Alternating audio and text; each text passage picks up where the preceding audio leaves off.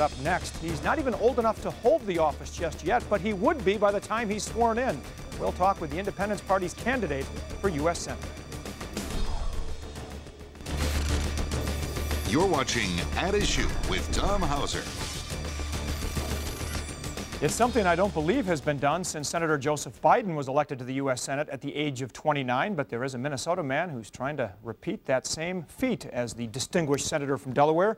He is Robert Fitzgerald, an Independence Party candidate for the U.S. Senate. He joins me today on At Issue. Thanks for being here, Robert. Thanks for the opportunity. Tell me about that. You're 29 years old. The Constitution says, I believe, you have to be 30 to serve in the U.S. Senate. You would turn 30 when? December 10th, beating the deadline of January 3rd by a few weeks. For getting sworn in. Why have you decided to run for the U.S. Senate at the ripe old age of 29? Well, the issues that are important to me are federal issues, and where I'm going to be most effective at influencing that is at the federal level, and the U.S. Senate is going to be where I'm going to be able to talk about the issues and have meaningful difference, make meaningful difference on the issues that are important, specifically our national debt sitting at $9 trillion, our energy policy, and looking at election reform. And last month you did gain the Independence Party endorsement for U.S. Senate. How, as an Independence Party candidate, do you try to distinguish yourself from the Republican and the Democrat, maybe even the Green Party candidate, another third-party choice?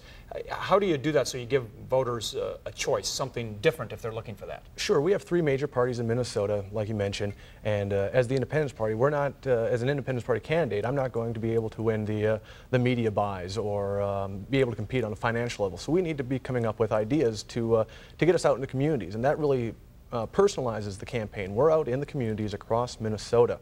One of the things that we did to come up with a cost-effective creative solution is take an old school bus, 1985 Chevy school bus, painted it red, put Fitzgerald on the side of it, converted it to run on 100% renewable energy resource, waste fryer oil. So we pull up to a local restaurant and we can take the oil that they have would normally have to pay to get rid of. We can make haste with waste and drive across the state of Minnesota for well under $1 a gallon. So this is what I'm doing. This is what this campaign is doing. It's taking cost-effective creative solutions so that we can be competitive and get the message out to people in Minnesota. And give us a little background on yourself. You're from Rothsay, Minnesota. Tell us, what you do there now for a living and what kind of piqued your interest in politics. Sure. Rothsay, Minnesota, population 510. We're 38 miles from Moorhead, Minnesota on the interstate. We have Pam's Cafe, best pie in Minnesota. Oh, nice little plug for Pam's.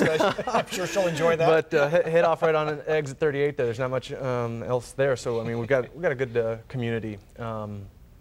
My previous experience is in actually television, public access television, giving community organizations and individuals a voice in the process. I was the executive director of a nonprofit in Fergus Falls, Access Television. My education, I received my 4-year degree in computer science from the University of Minnesota Morris and my MBA from the University of Mary.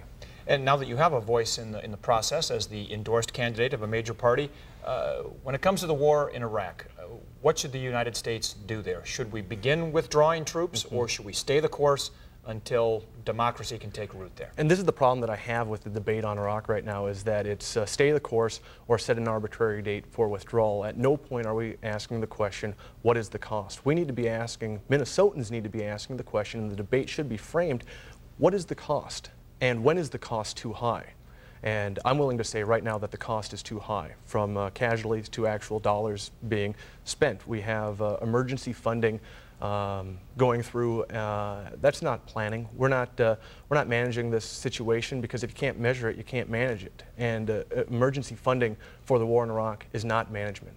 With the flare-up of violence now elsewhere between Israel and Lebanon and Hezbollah, what role should the U.S. play there? Condoleezza Rice is now getting involved this week.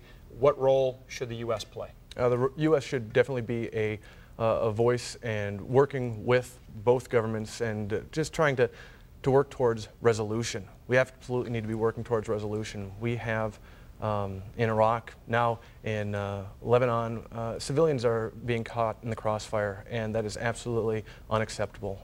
Back here at home, the deficit has shrunk a little bit, but it's, by most measures, still huge. What would you do? What would you propose to do to reduce the federal budget deficit? Yeah, only in Washington, D.C. can you say going from $400 billion in a deficit to $300 billion is success, is good news, right? And We absolutely need to be working towards a balanced budget. We have a $9 trillion debt that we're passing on to young people, young families, future generations.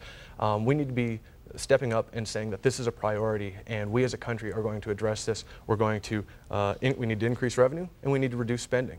And those are the two things that we absolutely need to do. And then finally, the healthcare issue obviously is a huge one.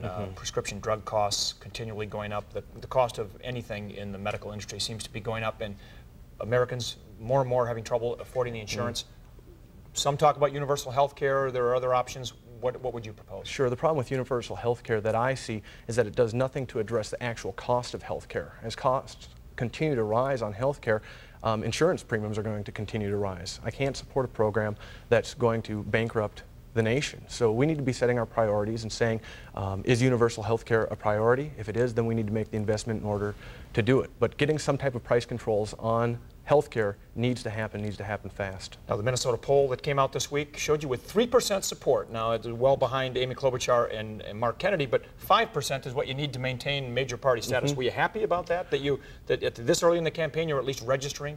Well, the focus of the campaign thus far has been on endorsement, and we were going to, from endorsement, springboard into the general election and focus on meeting across the state with Minnesotans. That's what we've been doing. 3% was a surprise. We almost beat the error margin. All right. Well, that's great. And you've got the bus revved up and you're ready to go. That's right. All right. Robert Fitzgerald, thank you for being here. Good luck to you on the campaign trail this year. Thank you. Thanks for being here.